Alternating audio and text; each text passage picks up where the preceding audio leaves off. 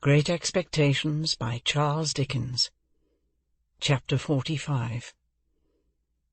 Turning from the Temple Gate, as soon as I had read the warning, I made the best of my way to Fleet Street, and there got a late hackney chariot and drove to the Hum-Hums in Covent Garden. In those times a bed was always to be got there at any hour of the night, and the chamberlain, letting me in at his ready wicket, lighted the candle next in order on his shelf, and showed me straight into the bedroom next in order on his list.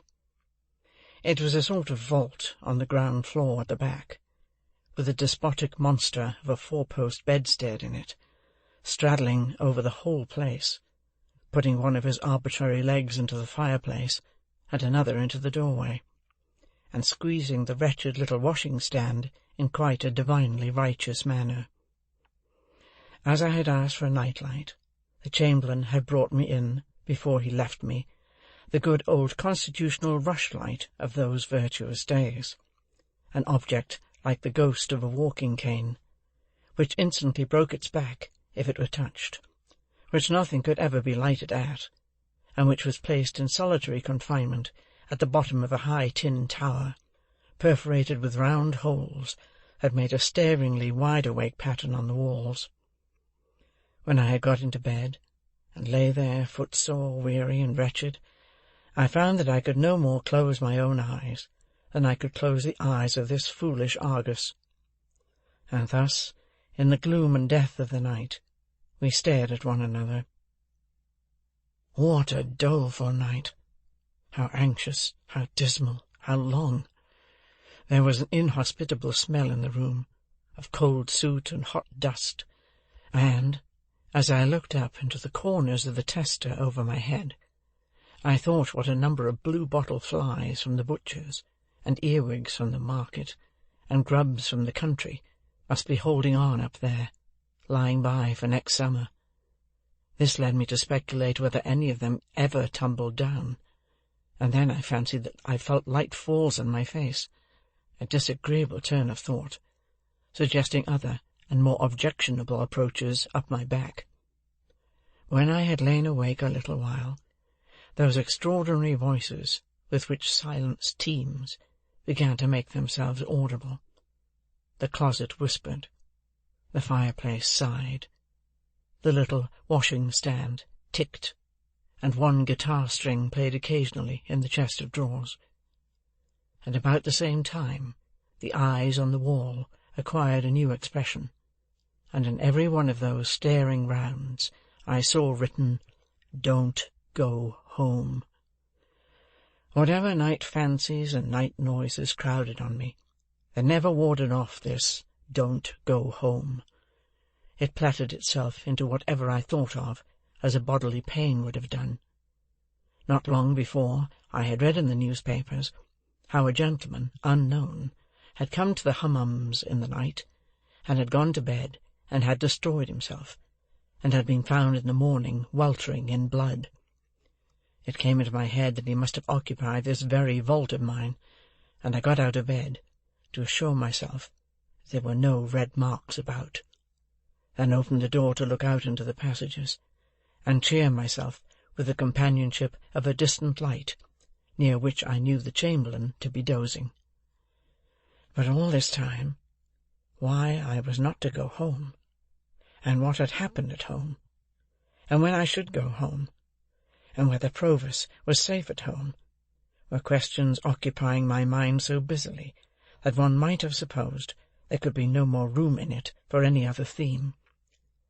Even when I thought of Estella, and how we had parted that day for ever, and when I recalled all the circumstances of our parting, and all her looks and tones, and the action of her fingers while she knitted, even then I was pursuing, here and there and everywhere, the caution, "Don't go home." When at last I dozed, in sheer exhaustion of mind and body, it became a vast shadowy verb which I had to conjugate. Imperative mood, present tense. Do not thou go home. Let him not go home. Let us not go home. Do not ye or you go home. Let not them go home. Then, potentially, I may not, and I cannot, go home, and I might not, could not, would not, and should not go home, until I felt that I was going distracted, and rolled over on the pillow, and looked at the staring rounds upon the wall again. I had left directions that I was to be called at 7, for it was plain that I must see Wemmick before seeing anyone else, and equally plain that this was a case in which his Walworth sentiments only could be taken. It was a relief to get out of the room where the night had been so miserable, and I needed no second knocking at the door to startle me from my uneasy bed. The castle battlements arose upon my view at 8 o'clock. The little servant happening to be entering the fortress with 2 hot rolls, I passed through the postern and crossed the drawbridge, in her company, and so came without announcement into the presence of Wemmick, as he was making tea for himself and the aged. An open door afforded a perspective view of the aged in bed. "Hello, Mr. Pip," said Wemmick. "You did come home, then?" "Yes," I returned, "but I didn't go home." "That's all right," said he, rubbing his hands. "I left a note for you at each of the temple gates on the chance. Which gate did you come to?" I told him. "I'll go round to the others in the course of the day, and destroy the notes," said Wemmick. "It's a good rule never to leave documentary evidence if you can help it, because you don't know when it may be put in. I'm going to take a liberty with you. Would you mind toasting this sausage for the aged P?" I said I should be delighted to do it. "Then you can go about your work, Mary Ann," said Wemmick to the little servant. "Which leaves us to ourselves, don't you see, Mr. Pip?" he added, winking as she disappeared. I thanked him for his friendship and caution, and our discourse proceeded in a low tone while I toasted the aged's sausage, and he buttered the crumb of the aged's roll. "Now, Mr. Pip, you know," said Wemmick, "you and I understand one another. We are in our private and personal capacities, and we have been engaged in a confidential transaction before to-day. Official sentiments are one thing. We are extra-official." I cordially assented. I was so very nervous that I had already lighted the aged's sausage like a torch, and been obliged to blow it out. "I accidentally heard, yesterday morning," said Wemmick, "being in a certain place where I once took you, even between you and me, it's as well not to mention names when avoidable." "Much better not," said I. "I understand you." "I heard there by chance yesterday morning," said Wemmick, "that a certain person, not altogether of uncolonial pursuits, and not unpossessed of portable property, I don't know who it may really be, we won't name this person." "Not necessary," said I. "Had made some little stir in a certain part of the world where a good many people go, not always in gratification of their own inclinations, and not quite irrespective of the government expense." In watching his face, I made quite a firework of the aged's sausage, and greatly discomposed both my own attention and Wemmick's, for which I apologized. "By disappearing from such place, and being no more heard of thereabouts, from which," said Wemmick, "conjectures had been raised, and theories formed, I also heard that you at your chambers in Garden Court, Temple, had been watched, and might be watched again." "By whom?" said I. "I wouldn't go into that," said Wemmick evasively. "It might clash with official responsibilities. I heard it, as I have in my time heard other curious things in the same place. I don't tell it you on information received. I heard it." He took the toasting fork and sausage from me as he spoke, and set forth the aged's breakfast neatly on a little tray. Previous to placing it before him, he went into the aged's room with a clean white cloth, and tied the same under the old gentleman's chin, and propped him up, and put his nightcap on one side, and gave him quite a rakish air. Then he placed his breakfast before him with great care, and said, "All right, ain't you, Aged P.?"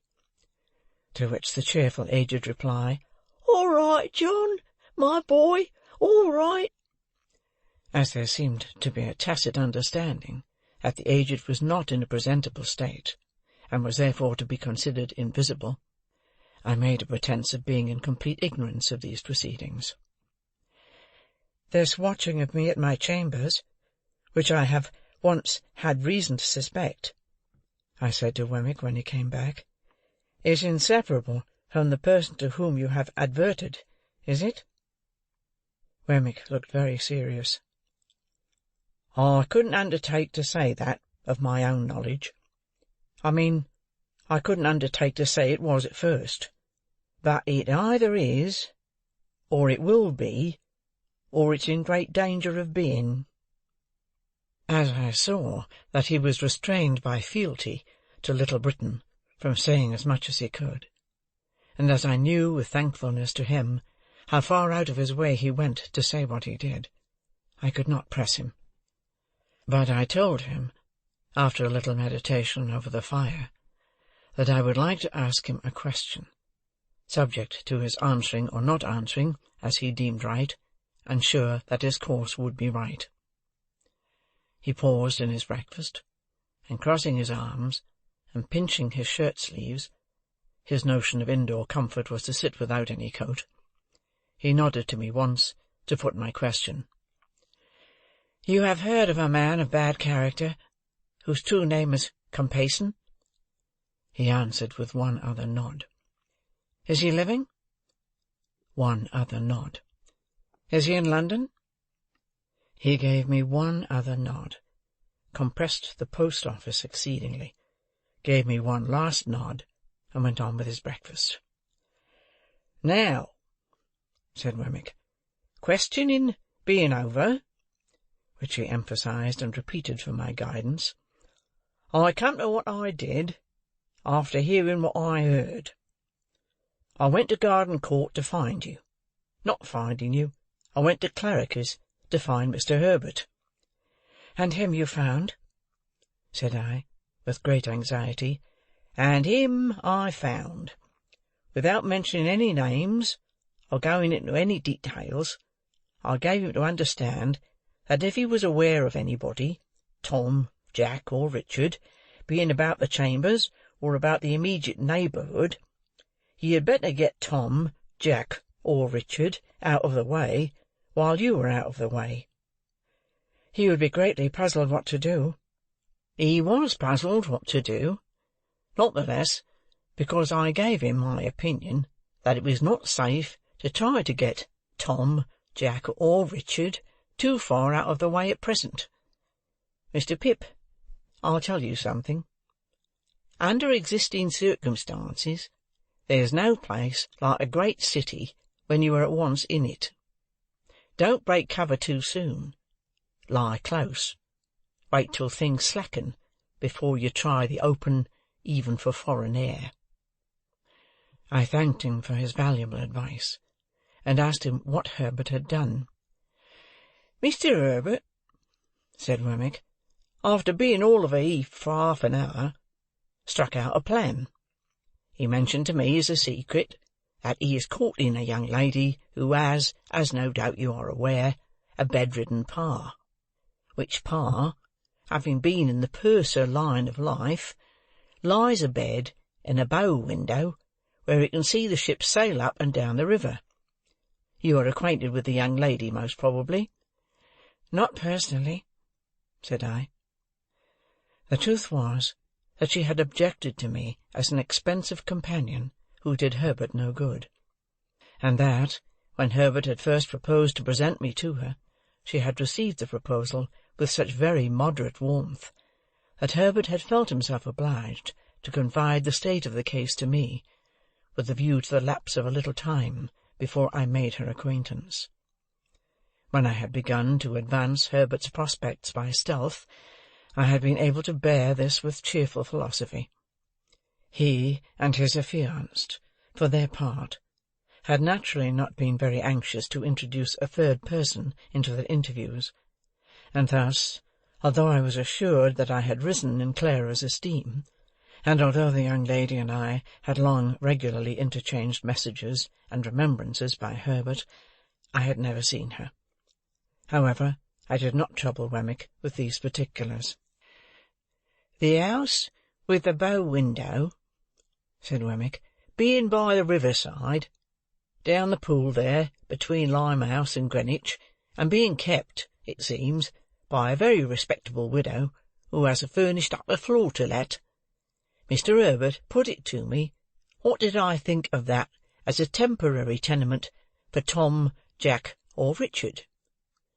Now, I thought very well of it, for these 3 reasons I'll give you. That is to say, firstly, it's altogether out of all your beats, and is well away from the usual heap of streets, great and small. Secondly, without going near it yourself, you could always hear of the safety of Tom, Jack, or Richard through Mr. Herbert. Thirdly, after a while, and when it might be prudent, if you should want to slip Tom, Jack, or Richard on board a foreign packet-boat, there he is, ready." Much comforted by these considerations, I thanked Wemmick again and again, and begged him to proceed.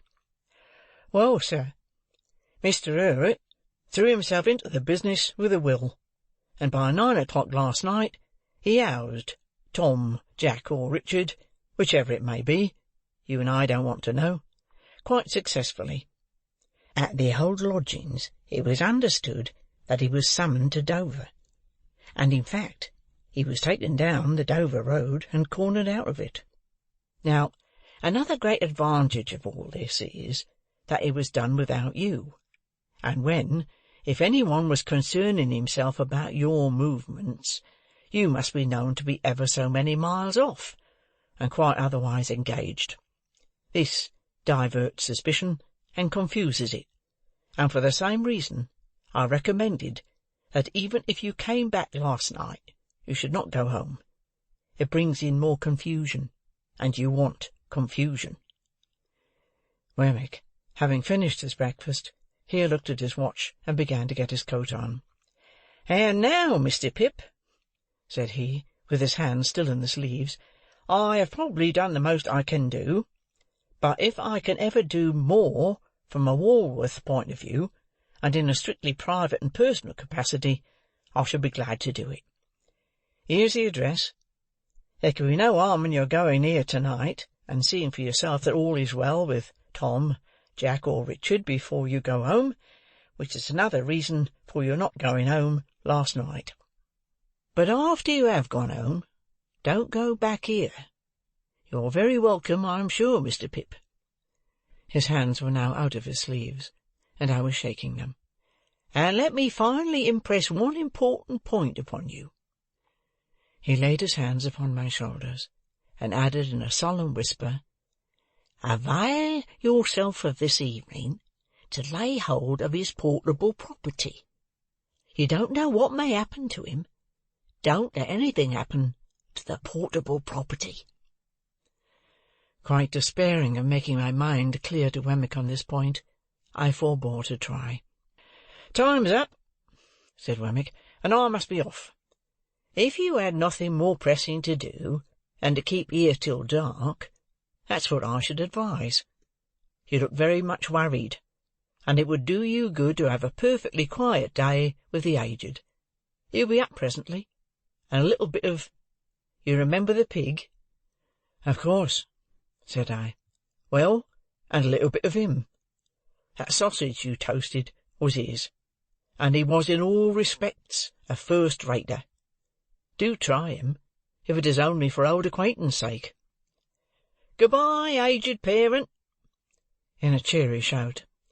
"All right, John, all right, my boy," piped the old man from within. I soon fell asleep before Wemmick's fire, and the aged and I enjoyed one another's society by falling asleep before it, more or less all day. We had loin of pork for dinner, and greens grown on the estate, and I nodded to the aged with a good intention whenever I failed to do it drowsily. When it was quite dark, I left the aged preparing the fire for toast, and I inferred from the number of teacups, as well as from his glances at the two little doors in the wall, that Miss Skiffins was expected. Chapter 45